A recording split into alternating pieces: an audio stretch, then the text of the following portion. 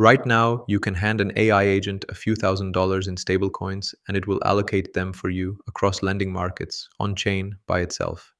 That's live, it works, and I've been running one against a real book for weeks. But the moment you try it, you hit something nobody warns you about. Not that it loses your money, but that it barely lets you decide anything. You get a number back and a list of positions, and almost no say in how it got there. So, what you don't get, the open source tool that gives it to you, and the one check it runs that I haven't seen anywhere else. Start with what most of them actually do. Scan the market, find the highest rate, move your money there. All of it, one position. There are two problems with that, and the second is the interesting one. The first is just risk. If every dollar you own sits in a single market and that market breaks, bad debt, a depeg, an exploit, a rate that collapses overnight, you don't lose some of it, you lose the lot. No professional allocator on earth runs money that way. They run buckets, a chunk in the conservative band, a smaller chunk in the aggressive one, several positions inside each. So one thing failing is a bruise and not the portfolio. Here's the second problem. If the whole behavior is find the biggest number, move everything into it. You don't need artificial intelligence for that. That's a sort and a transfer. 10 lines of code and a cron job do it, cheaper and more reliably than any model. So where does AI genuinely earn its place? The moment you allocate properly. Once you're running buckets with several positions in each, a rebalance stops being one big move and becomes a judgment call. This position inside this bucket has drifted. Is it worth moving? Does the replacement actually add anything? Does moving it break the shape of the rest? That's worth pointing a model at. But almost none of the products let you set that up. So here's the one I've been using. It's called OpenAllocator, open source, MIT licensed on GitHub, and the link is in the description. And the design decision that makes it different is the first thing in its README. You don't type commands, your agent does. You point a coding agent at the repo, Claude code, cursor, anything that can run a shell. It reads the guide and the skills that ship with it, and from then on, you just talk. Screen for anything with a sharp above 1 and draw down under 10%, then build me a balanced $10,000 allocation. That's a real prompt from the docs. No API bill, no separate service. It's your Claude subscription and a repo.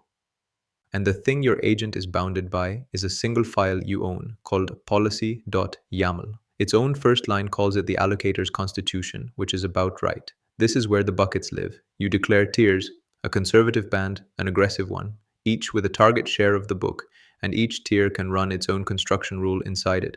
Underneath that are your caps. Nothing over 30% in one vault, a limit per protocol and per chain, a floor on real deposits.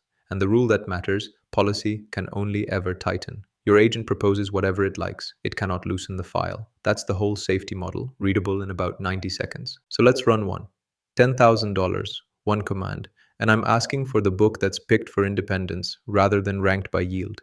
Here's what comes back, and read the rows, because this is the whole point. 3 different protocols, 2 different chains, 2 different dollar stablecoins, 8 positions that are actually 8 positions. And it doesn't just hand me a list, it scores the book, checks it against my policy file, and tells me it passes. And that pass is the bit I care about, so here's what it's checking. It doesn't count your rows, it looks at how your positions actually moved day by day and asks how many separate bets are really in there. When they all move together, 8 count as 1. That's the difference between 2 books of the same size. Rank purely by yield, and you score about 1.5. 8 line items, 1 bet. Picked for independence, 8 positions, score 6.4, and it isn't only reported, it's a floor in my policy file. Below 3, nothing gets built, no transaction, no signature. And it doesn't stop at a file. The wallet is a safe you own, self-custody, and the same address on every chain. Then the whole thing runs in dollars. You fund one chain with USDC, and there is no ETH anywhere, on any chain. It pays its own gas in USDC out of the account.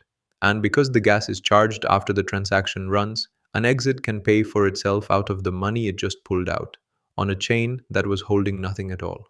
On this run, it priced the lot from live chain state, about 12 cents of gas, about 48 cents of bridging, 60 cents to place $10,000.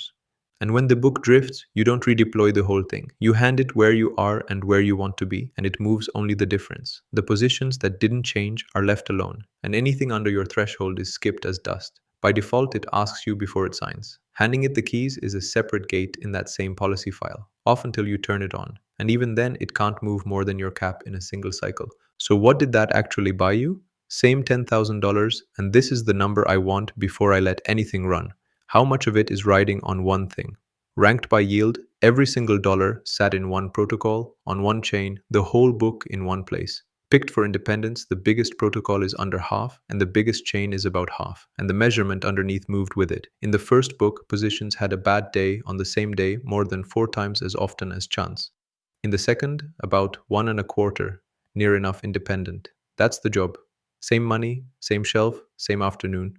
You told it what you were willing to be exposed to, and it showed you the exposure before you signed anything. It'll also tell you what that cost in yield, about a point and a half, so it's a trade you make on purpose instead of a surprise. So the controls do exist, they're just not in the products, they're in a repo you can run yourself.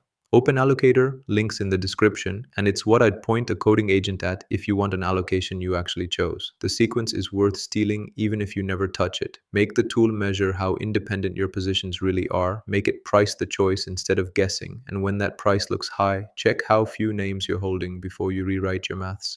And I'm genuinely curious what you'd point it at. That policy file is the interesting part, so what would yours look like? How many buckets? What share does the risky one get? What would you flat out refuse to hold? And where would you put your floor? Write it in the comments. If there's a configuration people want to see tested, I'll run it against the live shelf and show you exactly what comes back. The whole thing is one file and one command, so it costs me nothing to try yours. If you want to see where this goes next, subscribe.